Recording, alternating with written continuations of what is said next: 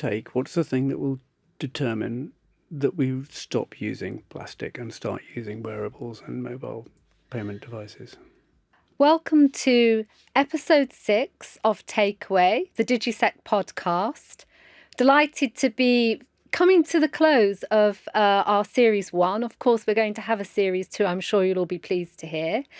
And our final episode is planet-friendly payments.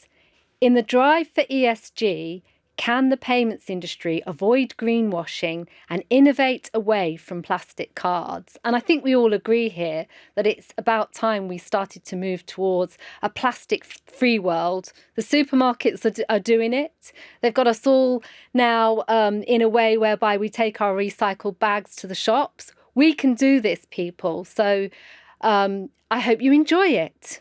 So I'd like to introduce you to my guest today. So I've got, luckily, my partner in crime here, Terry Smith. Please introduce yourself, Terry. Not that you need any introductions.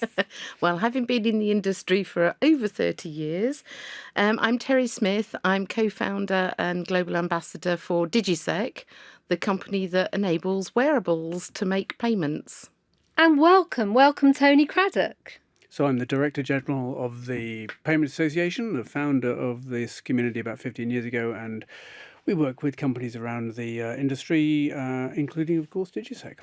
And how many members do you have now, Tony? 200 in the UK, 70 in Europe, and about 50 in Asia. So this is some sizable community that we have, that we're all part of. It is the core of the payments industry.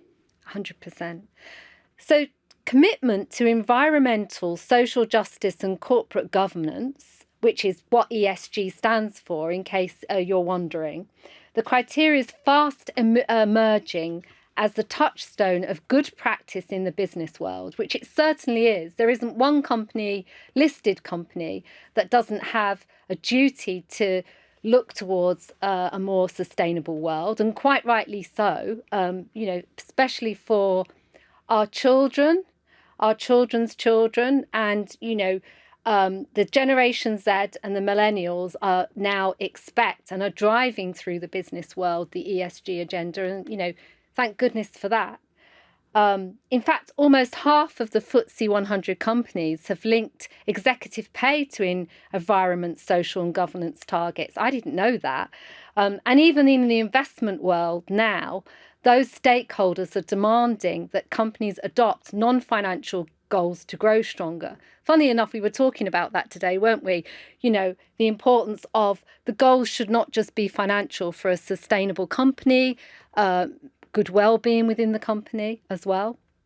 So whether it's billions of dollars being invested in green and sustainable instruments, serious institutional efforts to address ESG as a risk factor in lending and investments, big banks restructuring themselves to adopt net zero pledges, or fintechs developing new solutions to address climate-related issues, all of these efforts point to recognition that the financial services industry can play a major role in addressing the ESG objectives. So really, I'd quite like to start with talking about some really big stats that we've got, because I don't think that, we're aware of how big the problem is, with plastic cards. And it's not something that the government looks at. So it's driven more by other factors in our ecosystem. But according to Finder, each year 6 billion new plastic cards are produced and issued, and most of them are PVC. And the amount of plastic used in banking cards every year is equivalent to the weight of 95 Boeing 747s. So, and if we take the analogy of what happened with plastic bags, we know that, a good campaign could change this. And also 3.5 billion cards. This is research from ABI Research in 2022. So 3.5 billion cards made every year produce a carbon footprint equal to 288,000 passengers flying to New York and Sydney. This is a seismic issue we have here in our industry. Were you aware of those stats, Tony? They completely knocked me off my perch, I must say, when I saw these, because this is a serious burden on on the ecosystem that is entirely man-made. It's made because we need to create a secure medium for paying, and we didn't have one that was purely enabled by a mobile handset when these were invented. In fact, of course, they started off in a piece of cardboard. Payment cards did. Did they? Yeah, I didn't know that. The first Diners Club was cardboard, 1959. And I know Right. it was. I knew it was in the 50s, but actually, if you think about it, a cardboard card is actually more sustainable. Much So I more. wonder. I can imagine that it just wasn't durable enough. It's just not secure enough. Yes. Well, you, or you secure. couldn't put it through the wash in your jeans now, could you? Very difficult thing to do. I'm not sure I want to put my phone through the wash in the jeans No, either, but the point is that we didn't have access to the technology we have now, and we do. We have it, so we should use it. And I think there's a lot to be said for actually making use of the technology. And as Angela said, at the moment, there is no governmental guidance on any of this. And I'm not sure whether or not the government do want to come in or don't want to come in on this. But I think over the last, the last umpteen years that plastic cards have been issued, the payment operators, the big guys, have set out standards, and those standards have had to be adhered to. Now, I know they're trying to work away from PVC, one-time, first-time use PVC, but there's a long way that they can go, and I think it's a little bit incumbent on them to start looking internally at the rules that they're putting out there to try to help reduce the amount of plastic. We've gone from being a 3-year to potentially a 5-year renewable plastic. It lasts 5 years now in some cases. But we don't need plastic at all. Well, We've got our wallets. Why not use our wallet? And then companies like us have actually cracked the process of being able to distribute the payment card data through the mobile into whatever you choose that is renewable time and reusable. So tell us about, because it's a really good application. Tell us about the recent Roland Garros, Champions League, the UEFA Cup. What were all the supporters using to pay and also to get themselves into the stadium as well? Because obviously, with DigiSec, you can also provision other things like, access into secure areas, ski passes or things like that. So, it's more than just for payments, isn't it? Well, that's again another point. The fact is your payment card is just your payment card. And it doesn't go anywhere. It sits in your wallet, and the only time you ever use it is for payment. And that's where the story ends. So the whole concept that we brought out was one device can do many different things. And that device, for example, you asked about Roland Garros, that's actually renewable, recycled apple skin, would you believe? So, it looks like leather, it feels like leather.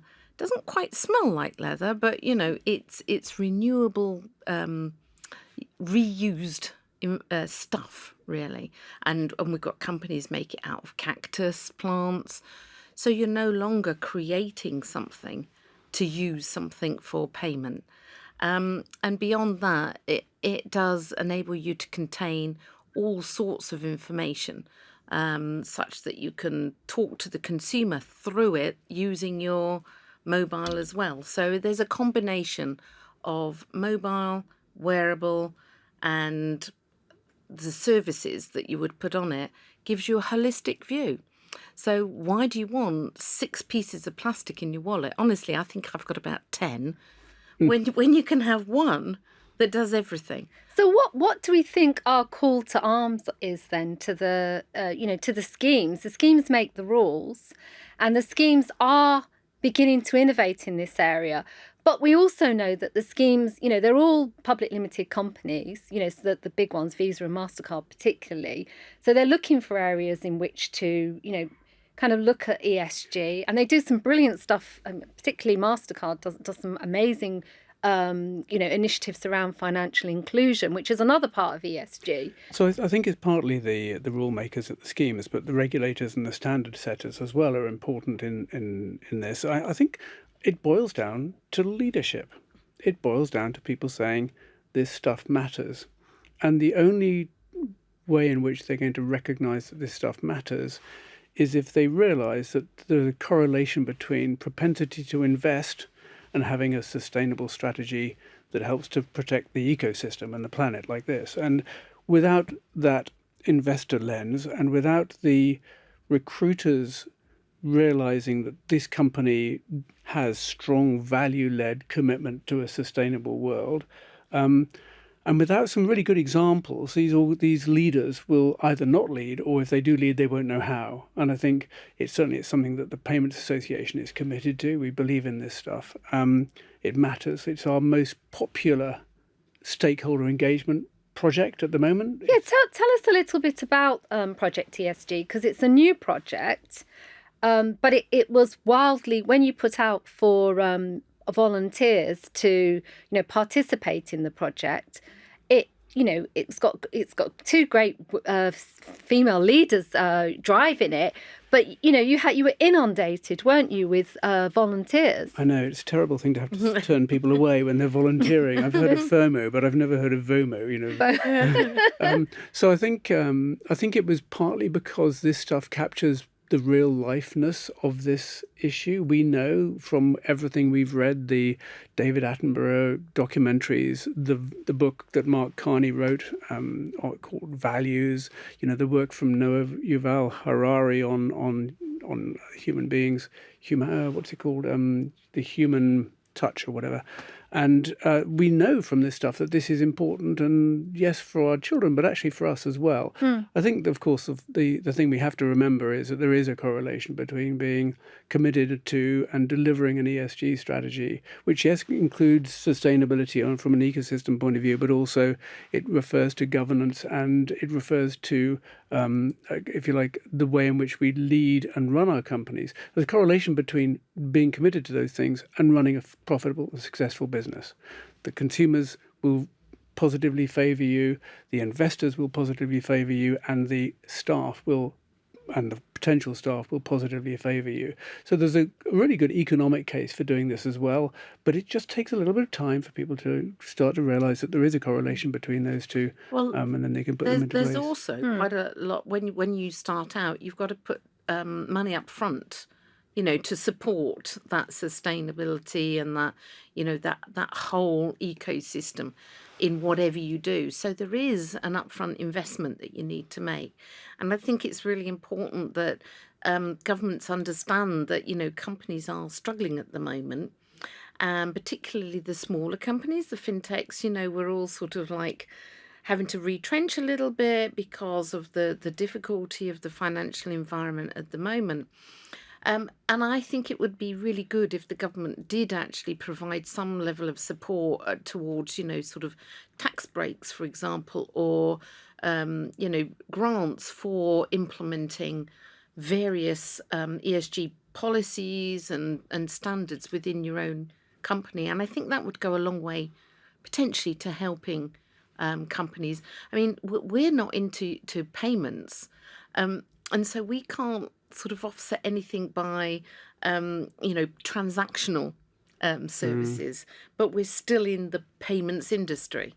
So it has to go down a bit lower for us to support us, and I think there's something the government could do. The point that the kind of whole reason for being for DigiSec and also other companies like Eco, the core of your values, are around sustainability and around, removing plastic from the system. I think if you're, even as a small company, because it's such an interesting and exciting area that's burgeoning, everybody can get behind it because we all want a better world. We all want less plastic. But what you've also got to bear in mind, though, is that the industry of car production is big.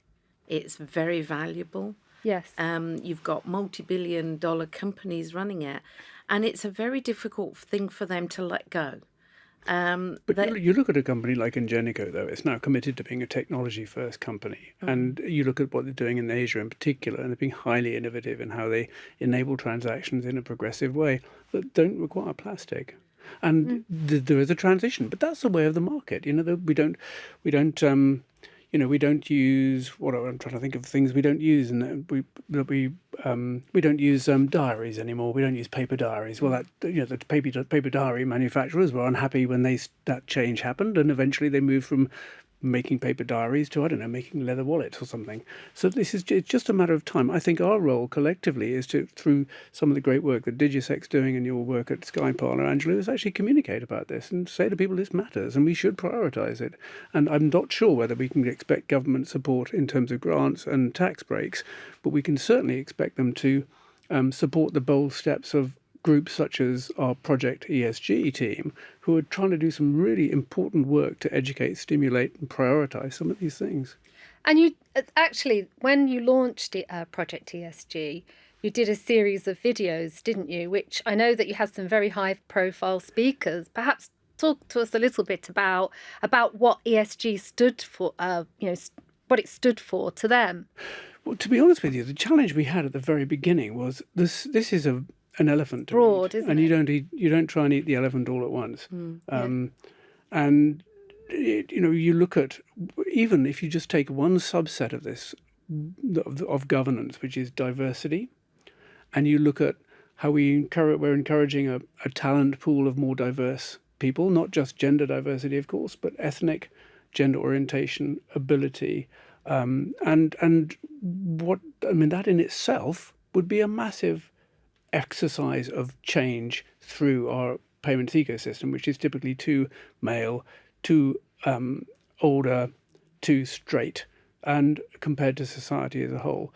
So which bit are we going to chew off first? And the bit that we're talking about today is one of the most important components because it's tangible, you can measure it, and actually it's just annoying, this plastic stuff. Yeah.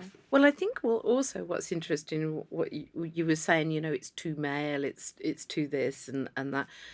I am finding that when you go out to some of the big payment organisations, like obviously the larger banks, they are male orientated, they are male governed, and we are creating a new idea here. We're creating a need, but guys like that don't see the need. And when I use my bracelet anywhere or my ring, absolutely 99 times out of 100, somebody says, where can I get one? And can I put my bank card on there? And you go, well, it'll take a bit of time because you're really trying to push uphill with some of these very staid, set in their ways, don't see it as an opportunity situation. And I think that's quite an interesting take on the fact that they really haven't grasped the diversity part of life. That's true, but I also do think that even like as a 50 plus lady, my opinion of certain elements of work life and sustainability have changed. I do think that change is often about evolution, not revolution, and I think we are evolving and we are seeing change, and it's really, really positive.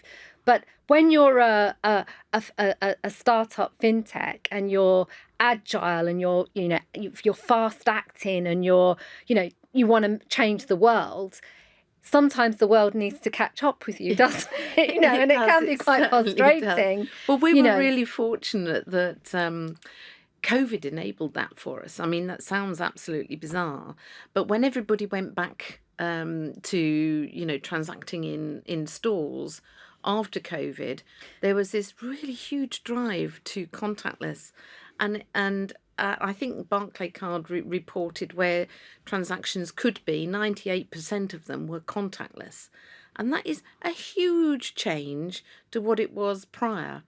And so it's sad, but it took a monumental thing to make such a vast change. So what's it going to take? What's the thing that will determine that we stop using plastic and start using wearables and mobile payment devices? I think a lot of it, and I go back, I think it does need those payment operators, the schemes to really start looking at what are the regulations that they apply, what are the rules that they apply, how can they change that. And for the companies, the big plastic card manufacturing companies, to look seriously now at, do they need to? Is this what they need to do? Um, can they work with companies like ours? I mean, we're not the only one in the world, but can they work with companies like ours to really do distributed data rather than a card production process? And I think it's going to be a big change, but I think it can be drip fed into them, and it can grow.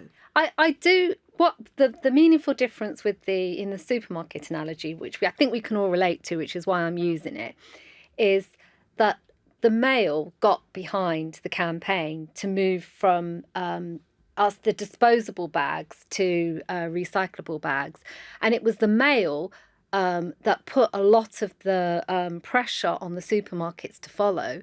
So I'm thinking as well as, of course, we need the distributed model, we need the card schemes and the issuers to all technically do what they need to do to enable payments outside of cards. But I also think there's a part to play that you mentioned around communication, but also perhaps some leadership in terms of maverick or strong communications for the world to get behind it, and I think, the media may be one of those channels. Yeah, it may be. And I think that we're sort of chicken and egg situation here. We talk to banks about, sort of moving in the direction of enabling wearables, and they go, well, there aren't any. There aren't, and our consumers haven't told us that they really want them. And then when wearable manufacturers come to us and they go, well, what banks support it? Well, there aren't that many initially. I mean, this has really changed over the last 3 to 6 months. And so that chicken and egg created an impasse. Nothing really came out of it. And I think it takes a very brave company. And I know we worked with Curve, and they really took it. They went, okay, we're going to do this. We're going to change what we do. So all you have is a virtual card and a wearable. And if you really, really want a card, you can get one, but you pay for it. And I think that makes a huge difference to what you're doing. Economic incentives, financial incentives, that's one of the reasons why people don't use bags. It's not because they don't want to use bags, really. It's because they cost 50p. Yeah. Or 20p or whatever it is. Yeah. And it's really irritating when you go to the checkout and you realise you've not brought your recyclable bags, don't you? So, isn't it annoying? It needs something like that to create change. So are we going to encourage the card issuers to charge for cards and not charge for no cards? Well, I'd like to see that as being one of the ways of doing it. And then a consumer, if they get charged maybe, £5 for a card, they can choose something a wearable else they want to buy off the alternatively. shelf. Yeah. But the thing about that is you'd need to get them all behind it. Like you'd need this, if it was the CMA 9 world of issuers, you'd need them all to get behind it, wouldn't you? Because there'll be maybe a couple of brave ones, like Go Henry, they charge for personalised cards. Because I remember when, we got one for James and it had a picture of a French bulldog on with a pink background. And he said, Mum, do you really expect me to go to school with that? Brilliant. But, because there's so much choice in the issuing market, it's going to take leadership, back to your point on leadership, to actually get them all to get behind something. So I think we need to create some kind of leadership forum or something to allow that to happen. I'd like to just remind you of some of the research that we did at the Payments Association in something called Sustainability Superheroes. It was a paper we published a year or so ago, and we found that 80% of members considered the social justice impacts of their products and services. So this is an example, social justice. Is it right that we impose 6 million little bits of PVC on the planet every year? It's not. That's not the right thing. But so in other words, they were thinking about it. Secondly, we found that 60% of members wanted to reduce waste. And again, cards are wasted. You keep on renewing your cards every 2 or 3 years. You have to have another one. And the other one was 60% identify the ESG stakeholders and prioritize them. So that's not just internal staff, but external people. So, let's not beat ourselves up too much. I think there's some good movement. There is a movement here. I think some change happening. I think Jo Dewar, as the project lead on our project ESG, is going to do a brilliant job. If anybody can get stuff done, she'll get 100%. stuff done. And I think we should all support it. And I think, this idea of trying to encourage people to charge for cards and giving them alternatives which are wearable and more durable, I think makes a whole heap of sense. Yeah, so I think that's really encouraging. I mean, the stats are really encouraging. But I think I sat there and I listened to the FinTech Week presentation this morning, and I thought, well, there's the willingness, but there's how as an Action. execution. Execution is part of leadership as well, yeah. isn't it? It's, And we can all talk about something, but it's those that can cut through and make things happen. And I think that is that's the tricky bit, and I think that's the bit that's got to happen now. Yeah. There's we all want to, and it's all thought about, and it's all agreed, but it's now how do you make it? How do you bring it into action? Right. Well, I think we've had a fantastic discussion. I'm just going to ask you one more quick fire question, and I think we've really had a discussion of substance. We don't need to go into all the areas because there's too many. I think there's enough to have a whole podcast on ESG on its own. But we kind of talked about sustainability or profit.